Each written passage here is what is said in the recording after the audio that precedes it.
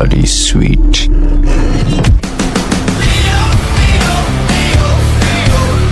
ముఖ్యంగా చర్చి ఆధ్యాత్మిక స్వేచ్ఛకు గేట్ కీపర్ గా మారింది. పాపం నైతిక వైఫల్యం కాదని, అజ్ఞానం వల్లనే ఎక్కువ అని ఇది సూచిస్తుంది. ప్రజలు స్వతహాగా చెడ్డవారు కాబట్టి పాపం చేయరు. వాస్తవం యొక్క నిజమైన స్వభావాన్ని వారు అర్థం చేసుకోనందున వారు పాపం చేస్తారు. జ్ఞానోదయం మరియు స్వీయావగాహన అజ్ఞానం నుండి తప్పించుకోవడానికి కీలు అని జ్ఞానవాదం బోధిస్తుంది. ఒక సంస్థచే నిర్దేశించిన కఠినమైన నియమాలను అనుసరించదు. అయితే ఈ సందేశం ప్రత్యక్ష సవాలుగా ఉంది. చర్చి యొక్క అధికారం. ఆధ్యాత్మిక జ్ఞానోదయం బాహ్య ఆచారాలు లేదా చర్చి నుండి కాకుండా లోపల నుండి వచ్చిందని ప్రజలు విశ్వసిస్తే అది వారిపై సంస్థ యొక్క నియంత్రణను బలహీనపరుస్తుంది. అందువల్ల చర్చి ఈ ఆలోచనలను మత విశ్వాసాలుగా తీవ్రంగా అణచివేయడంలో ఆశ్చర్యం లేదు. మేరీ మాగ్దలీన్ బోధనలు బెదిరించడానికి మరొక కారణం ఆమె నాయకత్వంలో ఒక మహిళగా పోషించిన పాత్ర.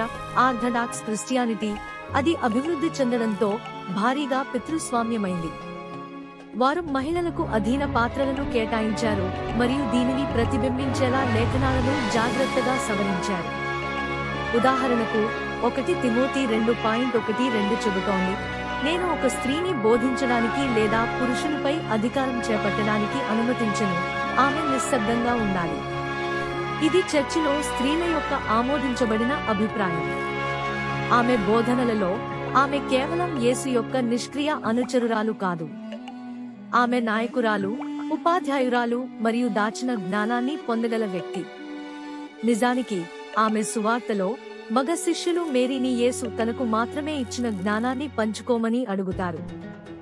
మహిళా సాధికారత యొక్క ఈ స్థాయి పూర్తిగా చర్చి యొక్క లక్ష్యాన్ని నిర్వహించడం నుండి దూరంగా ఉంది. ఆధ్యాత్మిక విషయాలలో పురుషుల ఆధిపత్యం. స్త్రీ పురుషులపై అధికారం కలిగి ఉండాలనే ఆలోచన కేవలం వివాదాస్పదమే కాదు, ఇది చర్చి నిర్మాణానికి ప్రత్యక్ష ముప్పు. మేరీ మాగ్దలీన్ను ఆధ్యాత్మిక నాయకురాలిగా అంగీకరిస్తే ఇతర మహిళలు అధికార స్థానాలను చేపట్టకుండా నిరోధించడానికి ప్రారంభ చర్చి చాలా కష్టపడింది. మేరీ యొక్క అతి ముఖ్యమైన పాఠాలలో ఒకటి నిజమైన జ్ఞానం లోపల నుండి వస్తుంది. లోపలికి చూడటం ద్వారా మనం విశ్వం మరియు మన గురించి లోతైన అవగాహనను పొందగలమని యేసు బోధిస్తున్నాడు. ఈ అంతర్గత ప్రయాణం ప్రారంభం పరివర్తన. ఇది ఒక సంస్థ నిర్దేశించిన కఠినమైన నిబంధనలను అనుసరించడం గురించి కాదు, కానీ మనలో ప్రతి ఒక్కరిలో ఉన్న దైవిక స్పార్క్ను వెలికి తీయడం. మేరీ మాగ్దలీన్ బోధనలలో ఆరోహణ భావన భౌతికంగా ఆకాశంలోకి ఎదగడం లేదా దూరంగా ఉన్న కొన్ని ఆధ్యాత్మిక స్థితిని సాధించడం గురించి కాదు. బదులుగా ఇది మన స్పృహను పెంచుకోవడం, అజ్ఞాన స్థితి నుండి నిజమైన అవగాహనకు వెళ్లడం. సువార్తలో మేరీ వివిధ స్థాయిల ఆధ్యాత్మిక అవగాహన గురించి మాట్లాడుతుంది. ప్రతి స్థాయి బహిర్గతమవుతుంది. వాస్తవికత గురించి మరింత నిజం. ఈ ప్రయాణాన్ని జ్ఞానవాదులు జ్ఞానులు లేదా జ్ఞానం అంటారు. ఆరోహణ యొక్క ప్రతి దశ భౌతిక ప్రపంచం యొక్క భ్రమలను తొలగిస్తుంది, మన దైవిక స్వభావంతో మళ్లీ కనెక్ట్ అవ్వడానికి అనుమతిస్తుంది. మేము భౌతిక శరీరాన్ని మరియు దాని కోరికలను పరధ్యానంగా చూస్తాము, అంతర్లీనంగా చెడు కాదు. అత్యంత ముఖ్యమైనది మనస్సు, ఉన్నత అవగాహనకు ద్వారం. మేరీ ప్రకరణం యొక్క సువార్త ఇక్కడ యేసు చెవులు వినడానికి మరియు మనస్సులను అర్థం చేసుకోవడానికి రూపాంతరం చెందగలదని చెప్పాడు. ఆరోహణం కోసమేనని ఈ రూపకాలు హైలైట్ చేస్తాయి. లోతైన సత్యాలను వినడానికి మరియు ఉపరితలం దాటి ఉన్న జ్ఞానాన్ని స్వీకరించడానికి ఇష్టపడేవారు. ఇది గుడ్డి విశ్వాసం గురించి కాదు, కానీ చేతన మేల్కొలుపు గురించి. జ్ఞానవాద ఆలోచన తరచుగా భౌతిక ప్రపంచాన్ని మన ఇంద్రియాలు మరియు కోరికల ద్వారా నిర్బంధించే జైలుగా సూచిస్తుంది. అయితే మేరీ మాగ్దలీన్ యొక్క బోధనలు రూపాంతరం ద్వారా ఈ జైలు నుండి తప్పించుకోవచ్చని సూచిస్తున్నాయి. భౌతిక ప్రపంచాన్ని పూర్తిగా తిరస్కరించడం ద్వారా కాదు, కానీ అది పెద్ద చిత్రంలో ఒక భాగం మాత్రమే అని అర్థం చేసుకోవడం ద్వారా. ఈ ఆలోచన ముఖ్యంగా శక్తివంతమైనది ఎందుకంటే ఇది స్వేచ్ఛకు మార్గాన్ని అందిస్తుంది. భౌతిక ప్రపంచం మనలను బంధిస్తే మన ఆధ్యాత్మిక ఎదుగుదలను పరిమితం చేస్తుంది.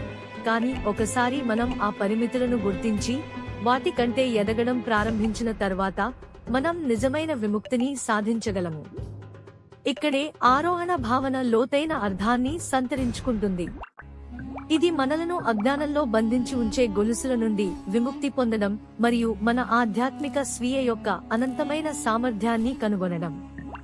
ఈ పరివర్తనలో ముఖ్యమైన భాగం స్వీయ జ్ఞానం.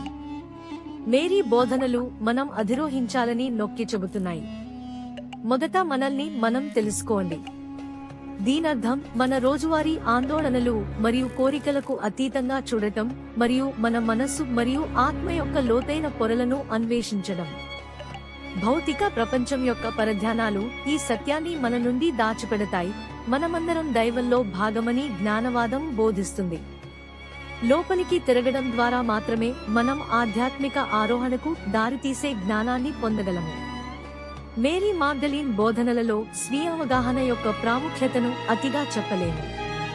ఆమెకు ఈ లోతైన అవగాహన ఉన్నందున యేసు తన అత్యంత లోతైన బోధనలను ఆమెకు అప్పగించాడు. ఆమె లింగం, హోదా లేదా పరిస్థితులతో సంబంధం లేకుండా ఆధ్యాత్మిక పరివర్తనను కోరుకునే ఎవరికైనా సాధ్యమవుతుందని ఆమె ఉదాహరణ చూపిస్తుంది. అంతిమంగా, పరివర్తన మరియు ఆరోహణ ప్రక్రియ సాధికారతకు సంబంధించినది. భౌతిక ప్రపంచం యొక్క పరిమితుల కంటే పైకి ఎదగడానికి మనలో శక్తి ఉందని గ్రహించడం. ఈ ప్రయాణాన్ని స్వీకరించడం ద్వారా నిజమైన జ్ఞానోదయం మరియు స్వేచ్ఛకు దారితీసే దైవిక జ్ఞానాన్ని మనం పొందవచ్చు. మేరీ మాగ్దలీన్ సువార్త నుండి ఈ సందేశం మిగిలి ఉంది నేటికి సంబంధించినది. సామాజిక అంచనాలు, భౌతిక కోరికలు లేదా బాహ్య ఒత్తిళ్లతో మనం తరచుగా చిక్కుకున్నట్లు భావించే ప్రపంచంలో నిజమైన శక్తి లోపల నుండి వస్తుందని ఆమె బోధనలు మనకు గుర్తు చేస్తాయి. పరివర్తన అనేది మనకు జరిగే విషయం కాదు. జ్ఞానం, అవగాహన మరియు మన దైవిక స్వభావంతో సంబంధాన్ని కోరుకోవడం ద్వారా మనం చురుకుగా కొనసాగించే విషయం. మీరు